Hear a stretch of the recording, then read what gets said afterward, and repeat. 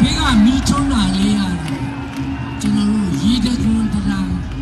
ရေမီးပွားလေးတွေကြာမှာဖြစ်ပါတယ်ရေတကွန်လေးတွေစီးကြနေတဲ့တရားတရုပ်ဖော်တာဖြစ်ပါတယ်ဒီတရားလောက်မှဆိုလို့ရှိရင်အလေကျော်ဖြစ်တဲ့မီးတိုင်အလေကျော်ပွင့်မှာခင်ဗျာလာပါတယ်ခင်ဗျာကျွန်တော်ဘုရားလာပါတယ်အဖြူရောင်တန့်စင်ပါလေခင်ဗျာအဖြူရောင်စင်ပါလေခင်ဗျာတန့်စင်ပါလေ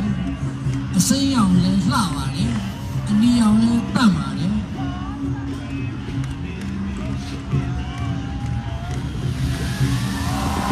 ကျွန်တော်ဘုရားတွေမြည်မြည်တွေမျက်စိတွေကျွန်တော်ကြားနေပါလေကျွန်တော်အပြင်မှာကျွန်တော်ခိုင်တာလေးမရှင်းနေကြနေပါလေခိုင်တာလေးတွေကျွန်တော်ပြင်တာမြည်ကြီးပတ်ပါလေ